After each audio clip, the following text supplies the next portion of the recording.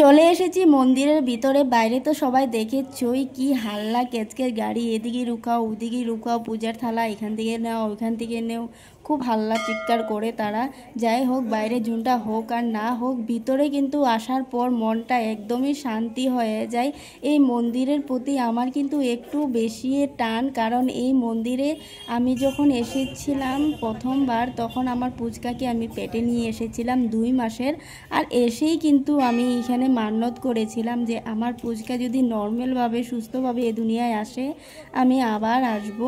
আমার এই মান্যতটা কিন্তু পূর্ণ হয়েছে। আমি যেরকমটা ভেবেছিলাম ঠিক তেমনটাই হয়েছে। তার জন্য কিন্তু এই মন্দিরের প্রতি আমার খুবই বিশ্বাস যে এখানে জুনটাই খুঁজে ঠাকুরে এটাই দেয়। তার জন্য আমি আবার আসলাম। আর আমি লাইফের মধ্যে যতবার পারবো অতবার এখানে আসবো। এই মন্দিরের প্রতি আমার আলাদা একটু ভালোবাসা আছে। আর মন্দিরের ভিতরে আসার পর মনটা খুবই শান্তি, মনে হয় যে সারাক্ষণ এখানেই বসে থাকি। যাই হোক, এখানে পূজা টুজা শুরু করেছি, প্রদীপ যা ছিল সবগুলো জ্বালিয়ে নিয়েছি। তো এখন আমি দাগাটা নিয়েছি। এই দাগাটা আমি আর পুচকা এই পিলারের মধ্যে সুন্দর করে বেঁধে দেব। রাউন্ড ঘুরে যত পাক ঘুরতে পারি এত পাকে, যতটুকু সুতা আছে ততটুকু আমি রাউন্ড ঘুরে বেঁধে দেব। 7 পাক হলে ভালো হয়, তবে যতটুকু সুতার গুটিটা আছে সবগুলো এখানে আমি আর পুচকা বেঁধে দেব। এই যে পুচকা আর আমি বাঁধছি। যারা যারা ফ্যামিলি নিয়ে এখানে আসে সবাই কিন্তু এইভাবেই সুতা কিন্তু বাঁধে। তো আমার ফ্যামিলির মধ্যে আমি আর পুচকাই আছি, তার জন্য আমরা দুজন বেঁধে সুন্দর করে নমস্কার করে আবার এখানে দাঁড়িয়ে আছি লাইনে।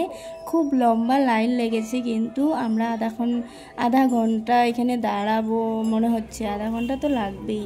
তো অনেক টাইম হয়েই গিয়েছে, মোটামুটি 20 মিনিট হয়ে গিয়েছে, আরও মনে হয় 10-15 মিনিট লাগবে। এখানে দাঁড়িয়ে আছি।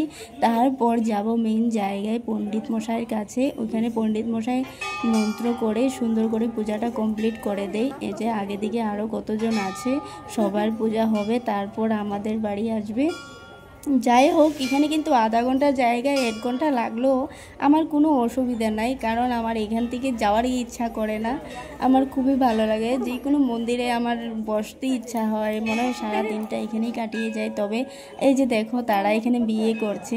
আমার মনে হয় এই মন্দিরে বিয়ে করলে তারা সুখে থাকবে, কারণ এই মন্দিরে একটুখানি ঠাকুরের আশীর্বাদটা বেশি পাওয়া যায়, আমার বিশ্বাস যতটুকু আর কি। তো তারা মনে হয় অনেক সুখে থাকবে, ঠাকুরে তাদেরকে সুখিয়ে রাখুক। তারা এই মন্দিরে বিয়ে করছে। আর তারা আরও 2 জন এখানে বিয়ে করেছে, আমরা দেখলাম আজকে দুই জোড়ি এখানে বিয়ে করেছে ঠাকুরের আশীর্বাদে। আর এই যে আমি আর দিদিমণি একটুখানি লটং পটং করছি, আমার তো অভ্যাস ক্যামেরা নিয়ে এটা ওটা। তো দাঁড়িয়ে আছি যেহেতু অনেক টাইম থেকে কথা বলছি, আর বলছি সেলফি নেব, এই নেব সেই নেব, একটু কিন্তু স্মৃতি থাকে এই সব করাতে। আমি ফটো নিলাম, ভিডিও নিলাম, এই যে এই স্মৃতিগুলো থাকবে। আর আগেরও খুব সুন্দর একটা স্মৃতি আছে। আর এই যে দেখো, পুচকা এসে দাঁত দেখিয়ে দিল, তার দাঁতগুলো পড়ছে আর টেরা টেরা হয়ে উঠছে কেন জানি।